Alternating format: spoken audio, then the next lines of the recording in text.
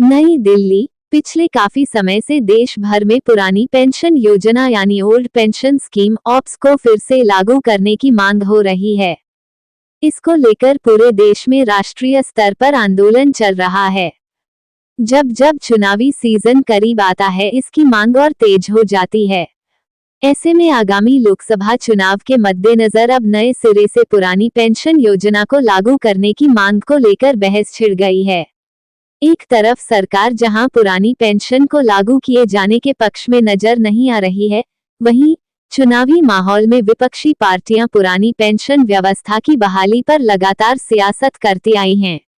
आगामी चुनाव में भी कुछ पार्टी इसकी बहाली के मुद्दे को उठाकर वोटर को लुभाने का प्रयास कर सकती है।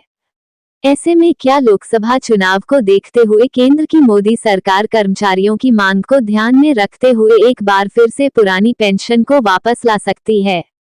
ये सवाल इसलिए उठ रहा है क्योंकि सैलरीड और पेंशनर्स एक बड़ा वोटर वर्ग है। चुनाव के देखते हुए सरकार इन्हें लुभाने का प्रयास करती रहती है। कई राज्यों में कर्मचारी पुरानी पेंशन योजना बहाल करने की मांग कर रहे हैं। आखिर न्यू पेंशन स्कीम को छोड़ कर्मचारी फिर से पुरानी पेंशन की मांग ही क्यों कर रहे हैं? क्या सरकार उनकी मांग पर कोई हल निकालने की कोशिश करेगी? अगर देश भर में एक बार फिर पुरानी पेंशन योजना लागू हुई तो सरकारी कर्मियों को कौन कौन से फायदे होंगे? इन सभी सवालों के जवाब हम आपको देने जा रहे हैं। ओल्ड पेंशन स्कीम ऑप्स क्या है? पुरानी पेंशन योजना यानी ओल्ड पेंशन स्कीम ऑप्स के तहत सरकार साल 2004 से पहले कर्मचारियों को रिटायरमेंट के बाद एक निश्चित पेंशन देती थी। ये पेंशन कर्मचारी के रिटायरमेंट के समय उनके वेतन पर आधारित होती थी। इस स्कीम में रिटायर हुए कर्मचारी की मौत के बाद उनके परिजनों को भी पेंशन दी जाती थी। हालांकि पुरानी पेंशन योजना को 1 अप्रैल 2004 में बंद कर दिया गया था। इसे राष्ट्रीय पेंशन योजना से बदल दिया गया है, जिसके बाद से इसको वापस लेने की मांग काफी जोरों से हो रही है। वहीं पुरानी पेंशन योजना लागू करने की मांग भी लगातार की जा रही है।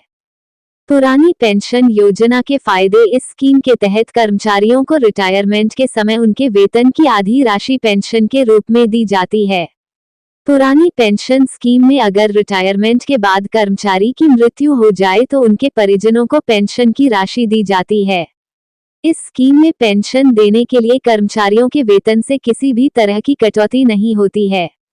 ऑप्स में रिटायरमेंट के समय कर्मचारियों की अंतिम बेसिक सैलरी का 50% यानी आधी राशि तक पेंशन के रूप में दिया जाता है। इस स्कीम के जरिए रिटायरमेंट के बाद मेडिकल भत्ता और मेडिकल बिलों की रिम्बर्समेंट की सुविधा भी दी जाती है।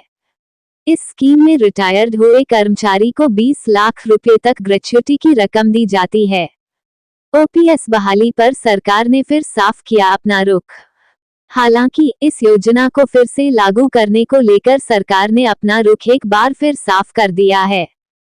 लोकसभा में ओल्ड पेंशन स्कीम की बहाली के इस मुद्दे पर को लेकर किए गए सवाल के जवाब में वित्त राज्य मंत्री पंकज चौधरी ने कहा कि सरकार के पास ऐसा कोई प्रस्ताव नहीं है। आरबीआई ने भी ऑप्स को लेकर किया आगाह। वहीं भारतीय रिजर्व बैंक आरबीआई ने भी पुरानी पेंशन योजना यानी ओल्ड पेंशन स्कीम ऑप्स को लेकर आगाह किया है।